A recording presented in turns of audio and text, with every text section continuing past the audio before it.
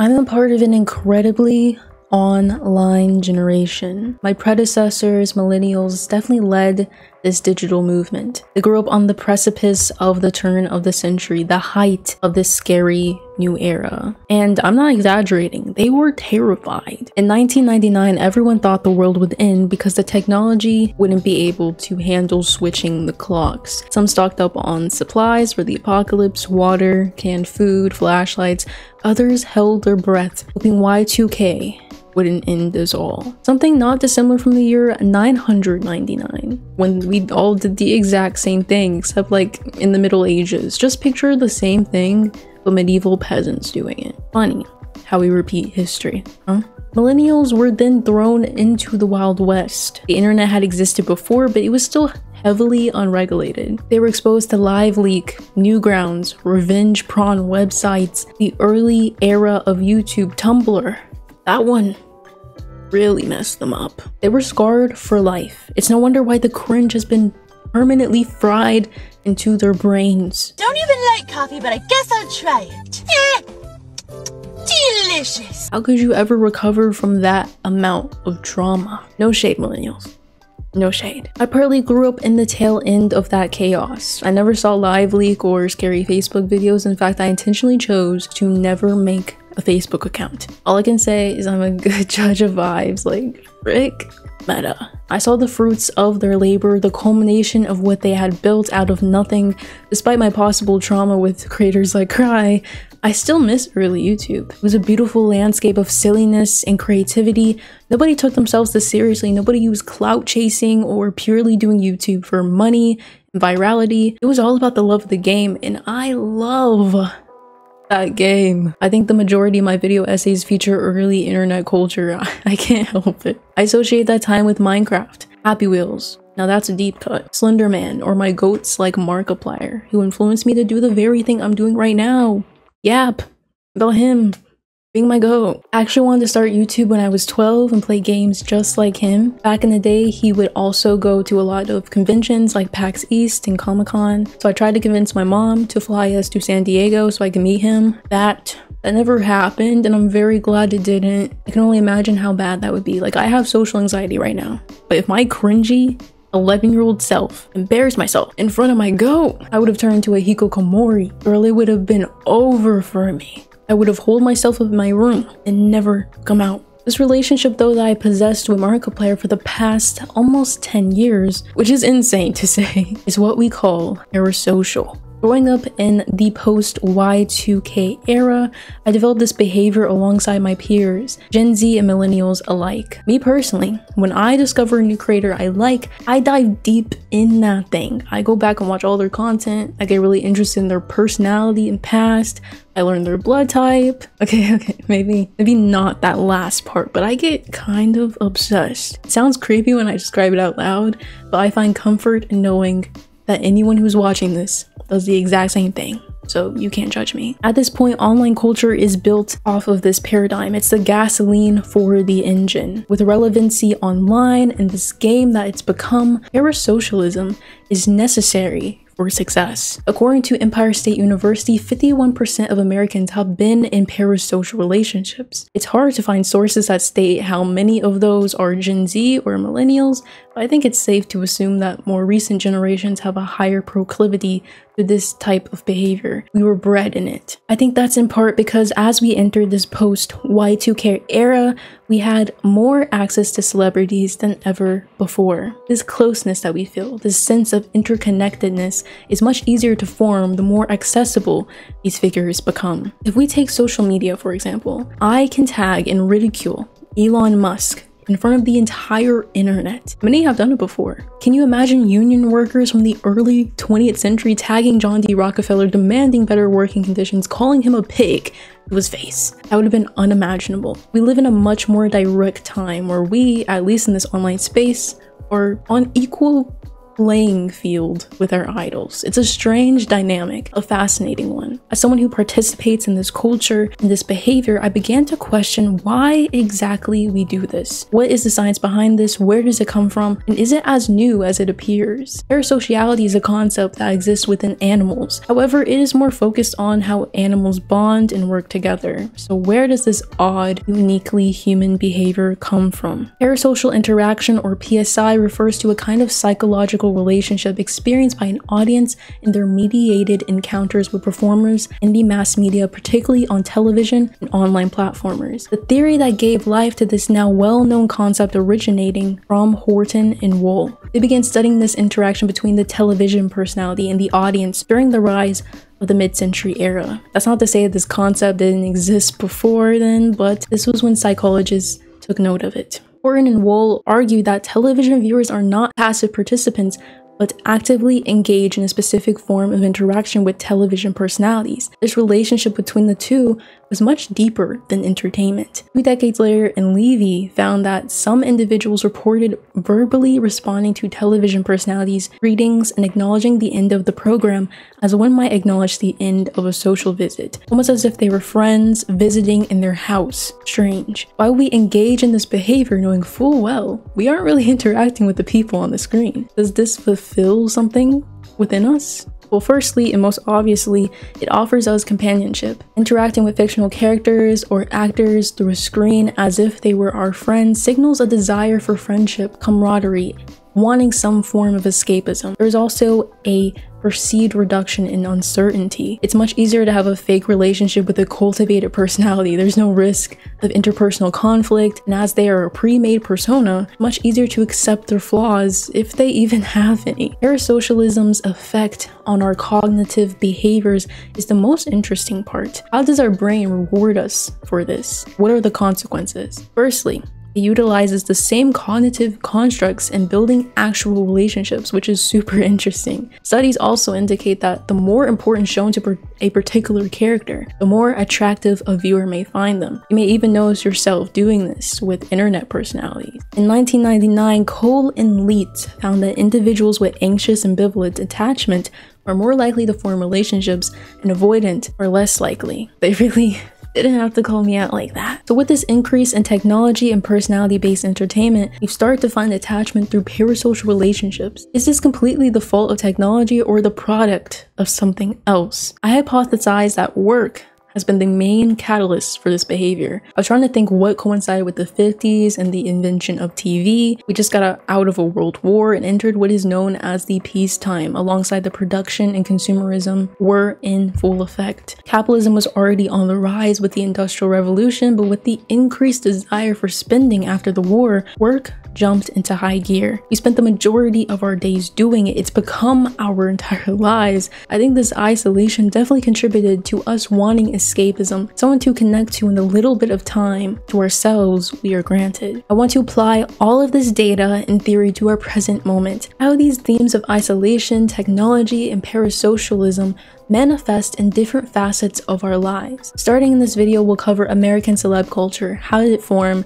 Did parasocial relationships exist in ancient times, and how is celeb culture roped into it? Then with online culture, e-celebs, YouTubers, Twitch streamers, does this behavior get even more dangerous the deeper we dive? Then finally with East Asian idol culture, Korea and Japan are known to capitalize on parasocialism through the idol industry. Does this form of extreme marketing come at the cost of the well-being of the idols and the citizens? Overall, the series will answer what this says about our global culture, where our society is heading. Will this permanently affect relationships forever? Is it negative? Is it positive?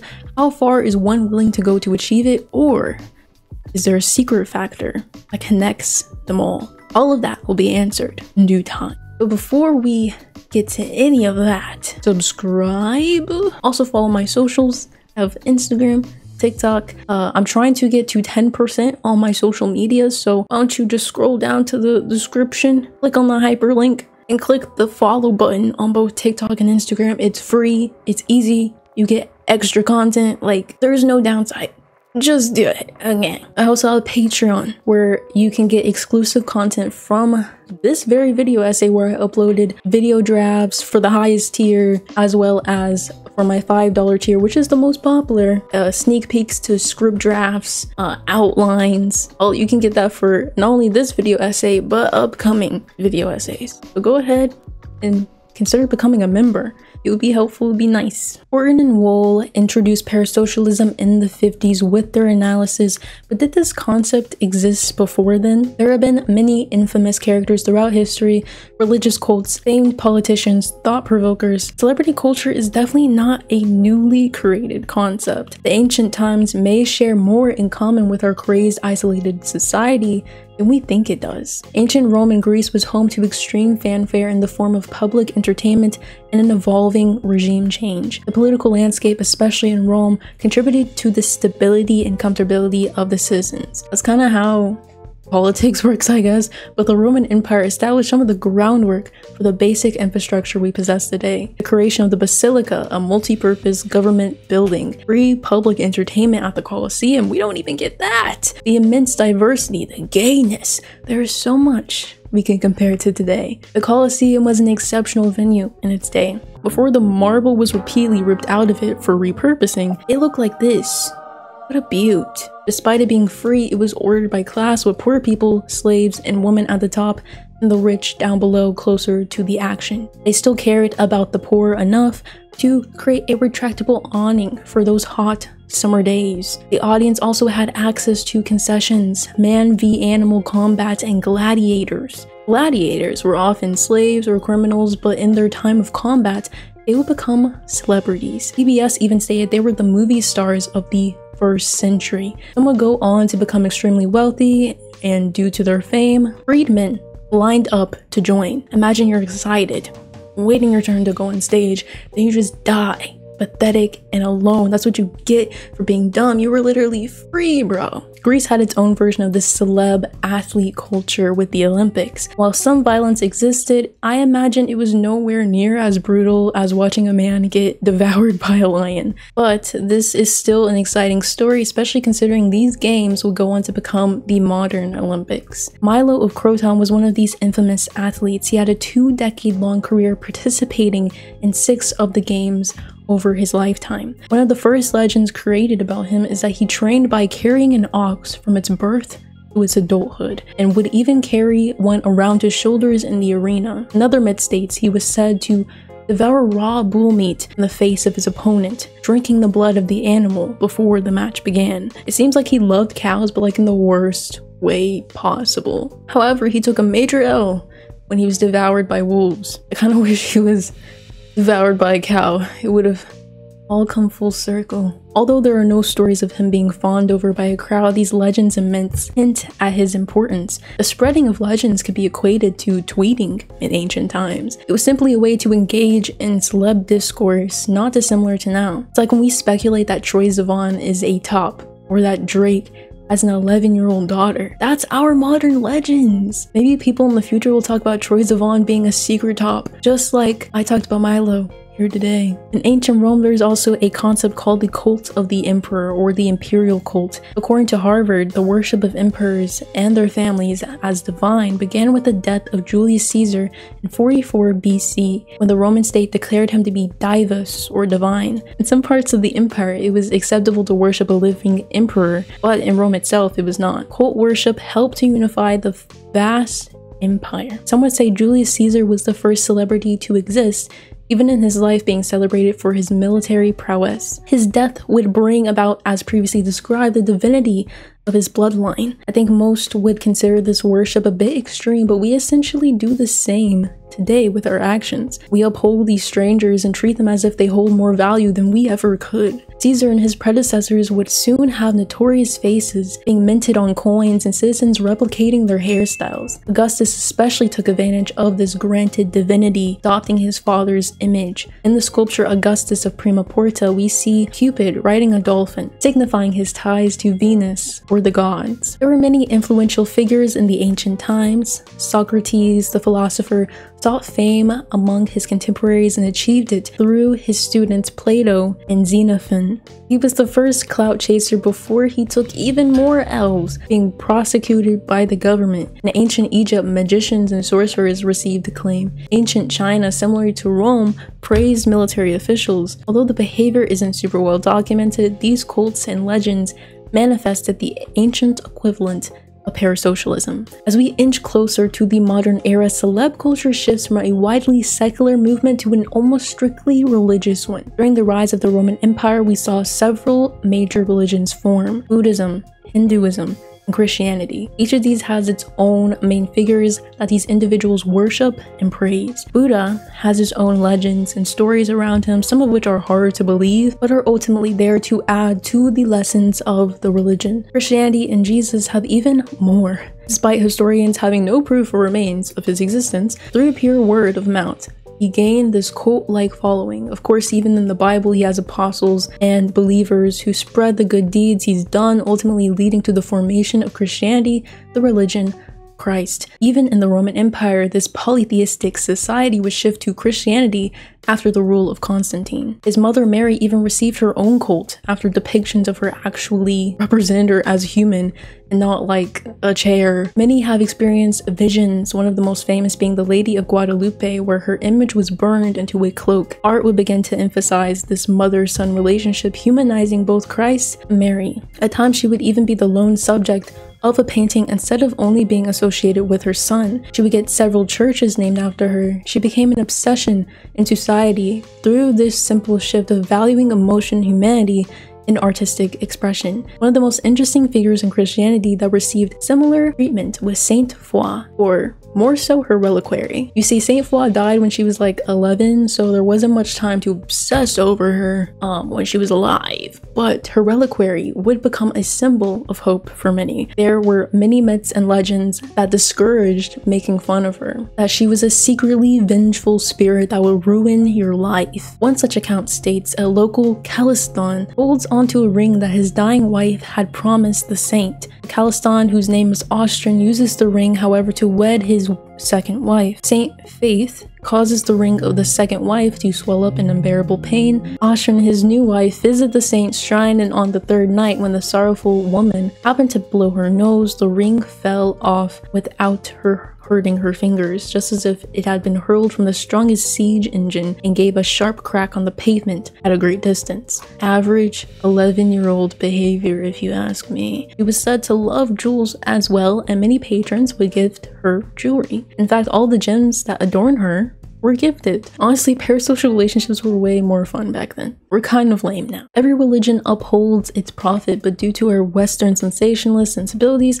there's not a ton of information that I could find regarding a similar parasocialist attitude among Buddhism or even Islam. Many of these religions for the longest time refrained from depicting their prophets and instead used symbols to signify their existence in art. They felt it would distract from the overall message, and especially in a religion like Buddhism, creating icons and obsessions with earthly desires is kind of against the point. Eventually they did cave, and now you can buy tiny Buddhas at a department store, which to most Americans has no religious value whatsoever, but is just a decor statement. A full 180. Supplemental Hadith in Islam bans the depiction of any living beings in art, even more strict than Buddhism. This is why you rarely see the depictions of Moses, Abraham, or Muhammad in a Islamic context. These strict rules regarding artistic depictions might have also contributed to why there is no cult surrounding any religious figures outside of Christianity. They kind of discouraged the idea of it. Christianity for a brief moment followed in Islam's footsteps, creating a whole movement to destroy the images of prophets or iconoclasm. It mostly took place in the Byzantine Empire and consisted of image breaking and prosecution of those who defended the depictions. It's kind of crazy with so much history of discouraging this obsession with icons among huge swaths of the population. How do we end up doing the most of it? Well, fast forward to 1453, the Byzantine Empire falls and the creation of icons resumes. Activists, statesmen, the entertainers become the forefront of society like it's the Roman Empire all over again. The propensity to idolize has psychological roots. The hero narrative fulfills important cognitive and emotional needs, including the need for wisdom, meaning, hope, inspiration, and growth. Scott T. Allison and George R. Goethals wrote in in a 2015 article. Just 60 years later, Martin Luther led the Protestant Reformation, ripping the Christian followership in half, taking back power from the Catholic Church. Oda Nobunaga and the Tokugawa regime brought stability back to Japan, becoming some of the most important people in Japanese history to this day. The founding fathers started a revolution against one of the biggest empires. The last time America would ever engage in a revolutionary action, it was mainly over taxes and not like the horrible atrocities from the English Empire, but regardless, the hero narrative, this insurgence of radical thinking reinvigorated pre-modern Parasocialism. Since we will be dedicating a whole video to Parasocialism in East Asia, let's focus on the biggest figures in America who embodied this heroic narrative. The Revolutionary Era was a time when people were searching for someone to lead them. Enter George Washington. Known as the embodiment of national virtue, he became the first celebrity in America. This introduced the Atomic heroes, something Washington as well as the other founding fathers cultivated. The heroic image contrived between 1820 and 1860 was that of an American atom, a figure of innocence and promise who was, as Emerson said, the simple, genuine self against the whole world. The Atomic hero, freed from the past and boasting such intrinsic characteristics as self-reliance, virtue, and industry, would become the central figure in the quest for legitimacy. Despite Washington's appeal fading after securing the first presidency, it got so bad Congress didn't even want to wish him happy birthday. These virtues that these figures were assigned, this image of a strong, resilient man,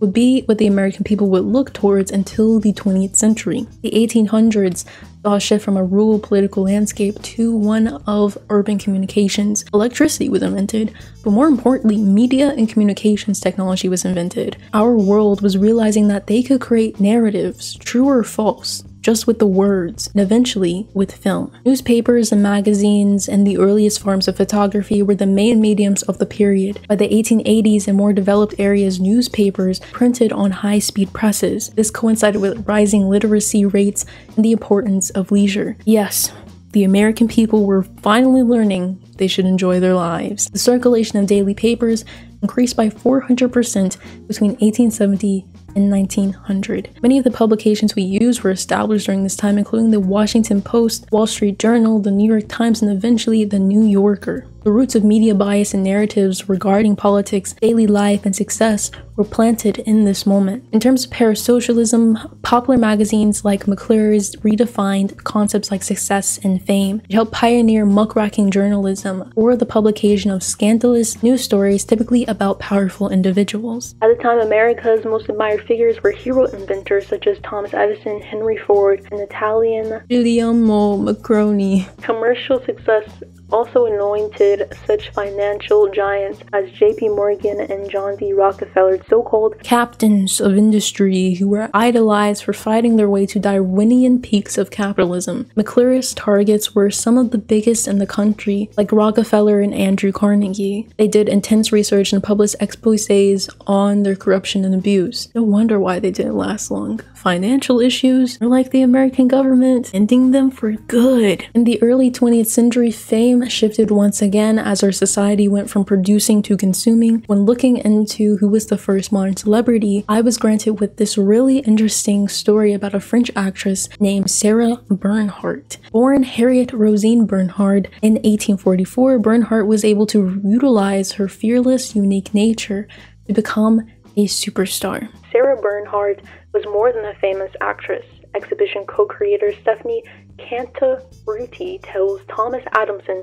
of the Associated Press, she was one of the first celebrities. She was a businesswoman, a fashion icon, a sculptor, the theater director, a visionary, a courtesan. She pushed gender boundary. Her career began in her early 20s at an acting school. She started with smaller roles, eventually working at Comédie Française, France's oldest active theater company, where she received bigger roles like Cleopatra and Joan of Arc. She pushed gender and sexual norms within her work and outside. She said that roles given to women were not interesting enough, and she could not demonstrate all of her talent playing them, so she played many male roles. She was ahead of her time. She was also a bi queen who had a love affair with a woman we love, a messy bitch. She understood very quickly the role media played in her image. She took control of it, starring in ad campaigns and continuously creating a buzz. Fans saw her autograph, and as Marcus, author of the drama of the Celebrity, noted for Fox, famous people have always existed, but Bernhardt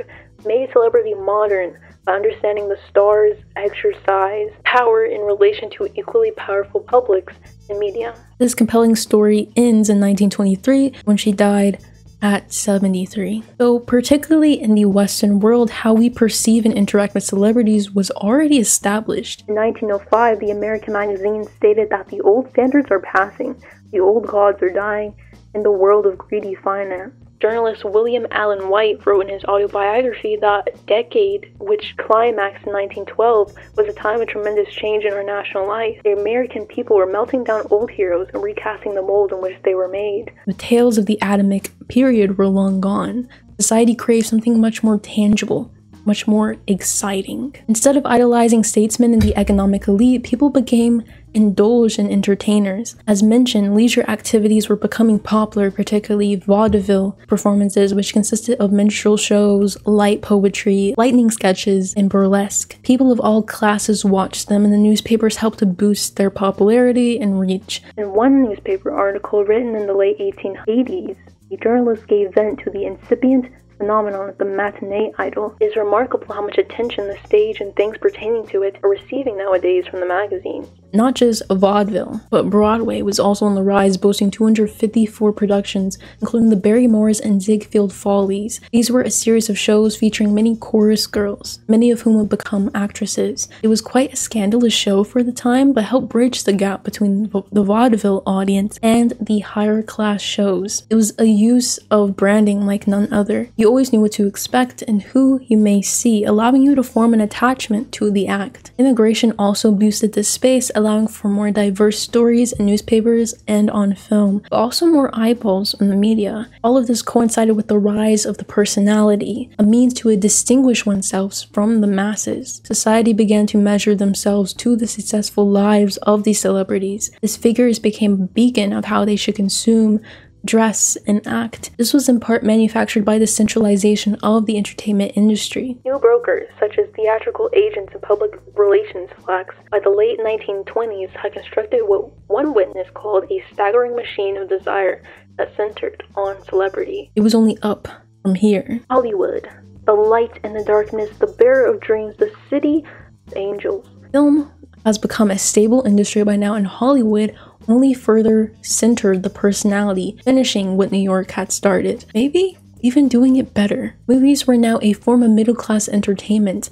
It was more accessible than ever in a relatively short time, and the names at the center of the machine capitalized on it. Celebrities from different industries were beginning to transfer over to the big screen. Opera singers Enrico Caruso and Geraldine Farrar were recruited from the Metropolitan Opera in the early 1900s. Jerry, Farrar's nickname, debuted first, traveling to Los Angeles in her off-season to star in films like Joan the Woman. Satisfied with Jerry's success, Caruso was recruited in 1917, debuting in My Cousin. Although these films didn't show off their singing capabilities since they were silent, audiences still brought their opera recordings to play at home. Stars like Charlie Chaplin brought film to mainstream legitimacy. His character the Tramp and his 70-year-long successful comedic career granted him the notoriety of one of the most important figures in the industry. He was also supposedly a communist, which is pretty sick. Gloria Josephine May Swanson was a highly celebrated and decorated actress. The Chicago-born star acted in dozens of silent films, one of her most popular being Billy Wilder's Sunset Boulevard. For her performance in that film, she won a Golden Globe and was nominated previously for 3 Academy Awards. These weren't the only names, of course. There was John Barrymore, Florence Lawrence, Mary Pickford, and many others. PR agents, advertisers, campaign ads, and magazine features and photoplay became common practice and only increased the obsession around these figures. Gossip in these magazines, dissimilar to McClure's, was discreet and innocent in comparison. When Mary Pickford and Douglas Fairbanks divorced their partners and married each other, the magazine did a 2-page spread. It was dubbed filmdom's greatest life romance. Many readers were worried about the inner workings of their previous relationships, but this article calmed the waters, allowing the two stars to keep going like nothing happened. Photoplay was able to position itself as an insider but a fan simultaneously, weaponizing this growing concept of the celebrity. Even during the Great Depression, when most industries suffered, Hollywood continued to thrive. Broadway, however, tanked. Its finances floundered, its audience dwindled, while 80 million people flocked to Hollywood pictures. Along with cheap makeup and water pie, the American people were not giving up their flicks. I will say though, for how explosive Hollywood was, it can never touch the radio. The recording industry enjoyed a 600% increase in sales from 1933 to 1938. At-home radios were the integral mass media of the time, combining all of these industries into one. You got radio shows, politics, news, and music. No wonder 60% of all households own one. Radio stars such as Rudy Vallee, Jack Benny, and Burns and Allen became not just celebrities but virtual members of the household. Sounds familiar, right? The interaction with personalities didn't just start with the rise of the television, but at least with the invention of the radio. The consistency, the contrived persona, all of that began not only with the radio, but with vaudeville performances and Hollywood. Politicians understood the power of this media, mostly due to it being the main way to share their message with a large swath of Americans. FDR utilized it to his advantage. Figures like Charles E. Coughlin used radio to dispel proto-fascism. Radio alongside newspapers create the mass media machine that especially exists within politics today. But let's loop back around to Horton and Wool's age of television. We already understand how we viewers interacted with the television shows and personalities, but how did muckraking journalism make its way into this medium? McCarthy is a really good example of how this area can be easily exploited but simultaneously destroy you. If you aren't aware, McCarthyism was a vociferous campaign to blacklist and prosecute left-adjacent individuals. His rhetoric made its way to the minds of Americans, influencing how the broad population views communists and leftists today. A figure like him easily infiltrated media, but the 1954 Army McCarthy hearings be his downfall. The army accused McCarthy and his counsel, Roy Cohn, of pressuring them into offering preferential treatment to G. David Schein, McCarthy's former aide. The public broadcasting of the case contributed to his declining popularity and ultimately his censuring. I just started to know more about him, and I became afraid of such a man, that the power he had was terrible. It was more than a political spectacle. Here was the media showing that it could create or destroy with equanimity. However, the damage was already done. McCarthy, for as disgusting of a figure he was still an example of how power dynamics between the audience and the personality, even with McClure's original muckraking journalism and targeting of billionaires, the people had the final say. You wouldn't expect this dynamic between celebrities and the audience. One clearly holds more power than the other. However, when we come together collectively, so much damage we can do, whether for good or for bad.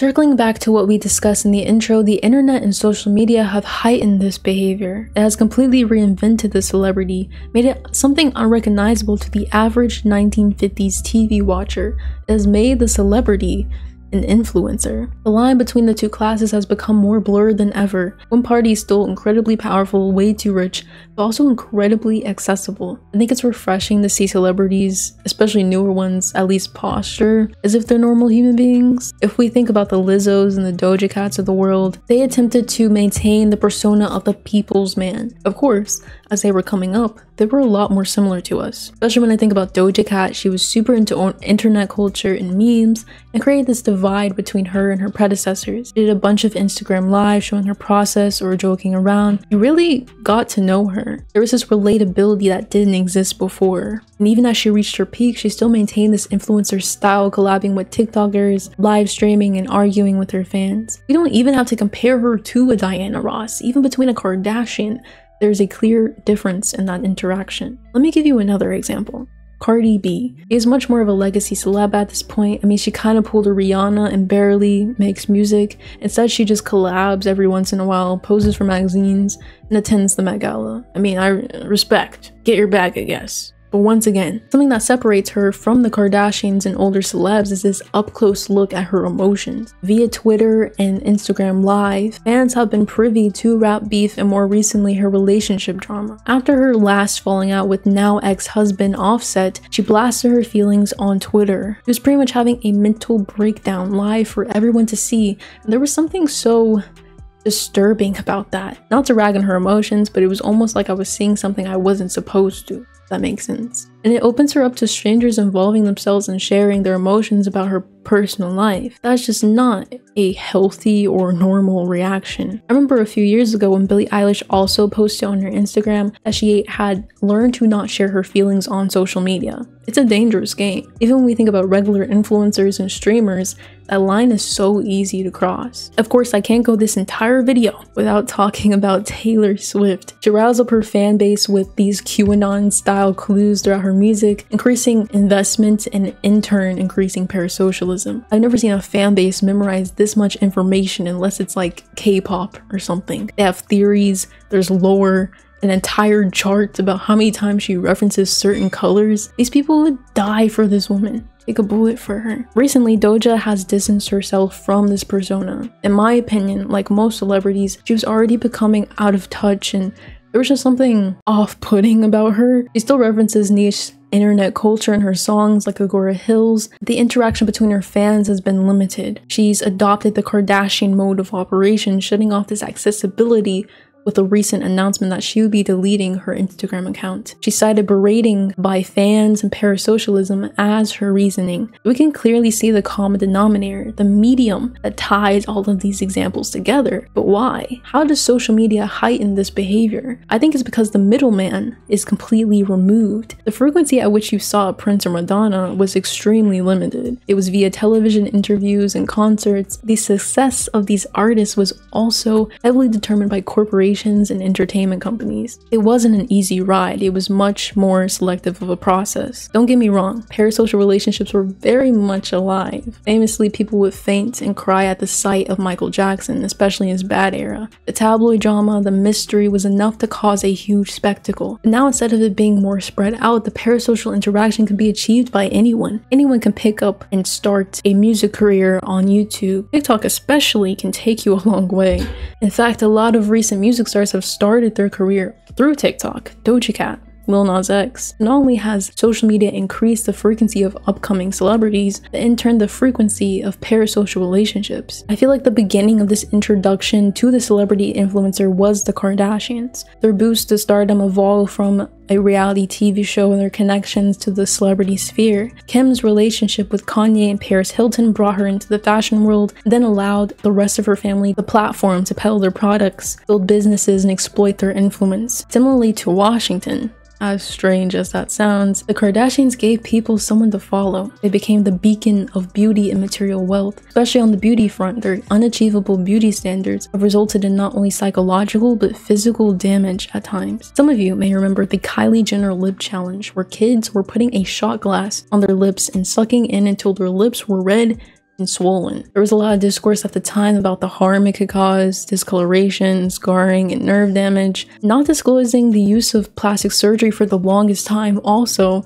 has led people to have harmful ideas about their own bodies and strive to achieve those looks. Time magazine reported that in 2016, after Kylie said she got lip filler, the American Society for Plastic Surgeons reported a sharp increase in lip procedures. A 2018 study by the same organization found that butt enhancing procedures had increased by 256% since 2000, despite the fairly serious risk. It's similar to the Ozempic craze a few months ago. A lot of celebrities were peddling and praising the wonders of Ozempic, then leading the general public to believe they should use it too, despite it being a diabetes medication. The Kardashians have always said that they are mirrors for us, Jones said. They're kind of the quintessential performers of our beauty culture. There are positives to this behavior, companionship, stability. There is also a danger. We can become the prey, comparing our lives to beauty standards, unachievable wealth, and its surrounding lifestyle. Or we can become the predator, the modern paparazzi, hounding and searching for every detail of their lives. The Kardashians aren't even close to the edge. It can get much,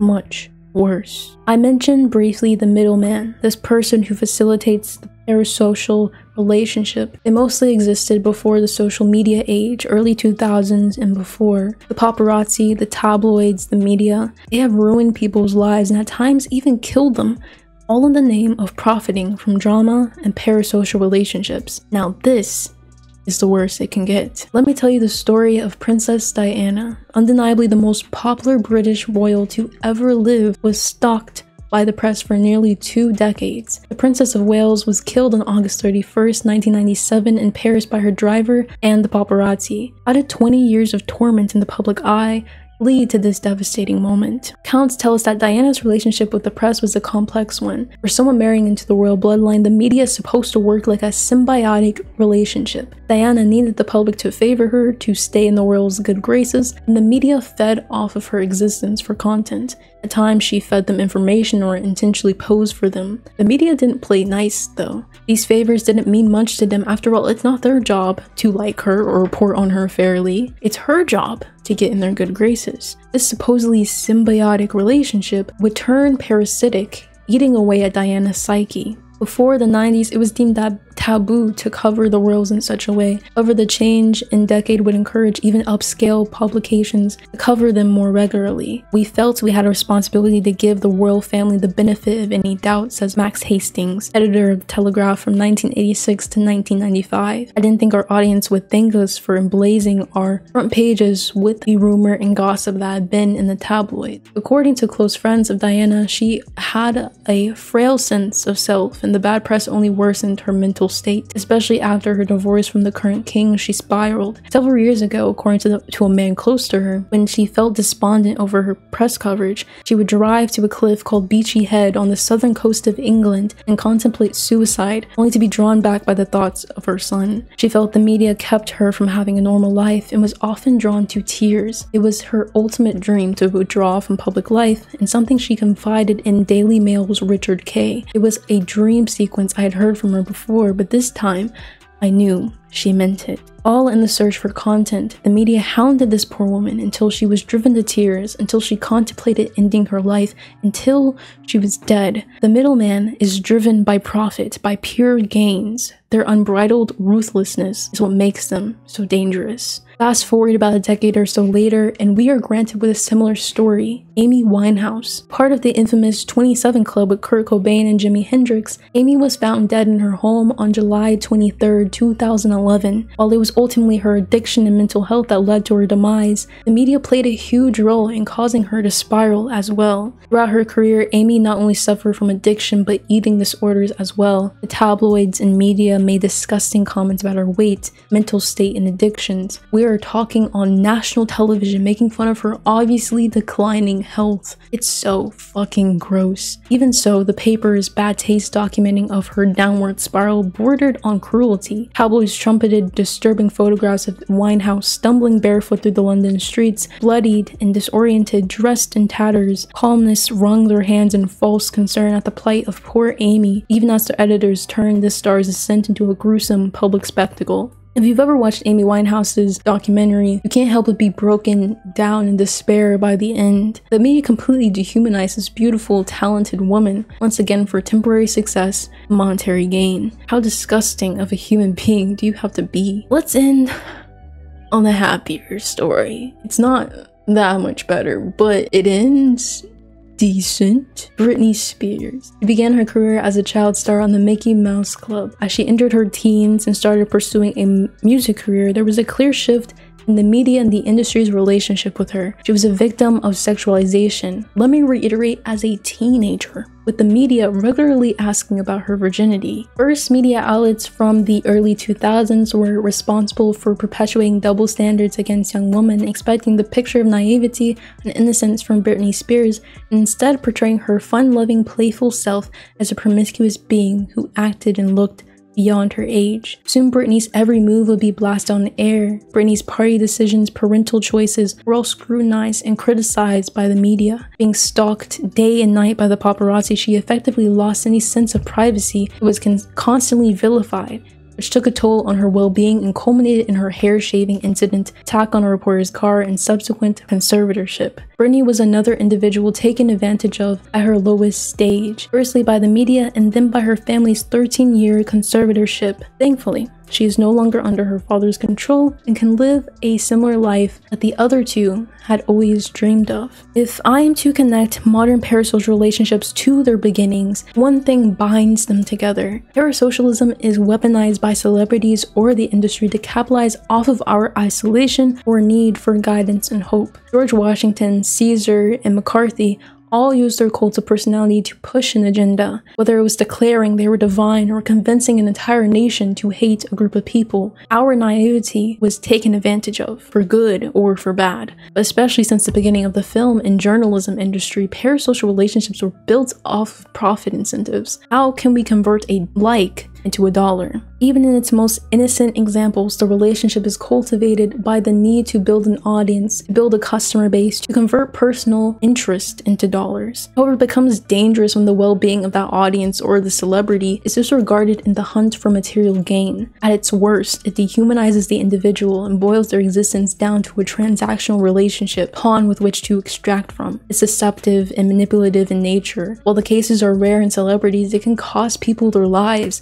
or years they'll never get back. It's also worth noting the most dangerous cases involve women. In my chaotic video, we discussed the patriarchy, this machine that is built to churn out a power dynamic no matter who stands in the way of that process. In that video, I mainly related it to how it destroyed a lot of men and caused them to seek out power and control in any possible way. And a lot of the times, women are in the crosshairs of that violence. This will definitely be topical when we get to streamers and online creators, but women are exponentially more likely to experience physical and emotional violence. So even as we broaden our grasp to the media, the misogynistic tendencies carry over, attacking a Britney Spears but not Justin Timberlake. Thankfully, the tabloids have declined in recent years, so cases like this don't happen as often. The middleman has been taken out, leaving us to facilitate the harm or simply be way too close to these celebrities. As social media rises and our lives increasingly become more isolated from work, or especially in the aftermath of COVID, this reliance on parasocial relationships has only increased. I would like to reiterate that these relationships can be beneficial. As we've covered, the more frequent they get, the more likely we develop unhealthy attachments. In the next part, we will cover YouTube in the online streaming space, and you will see it only gets worse. This is a cautionary tale to recognize the industry as well as your own dependency. Don't let it take over you. Thank you all so much for watching. I've been wanting to do this series for the longest time. It's always healthy to learn more about the behaviors that you engage in. I, for one, have been on the internet probably before I should have, and as a consequence, for good or for bad, am incredibly parasocial. I hope all of you are down to explore this topic with me. I will see you in the next one. Okay, bye!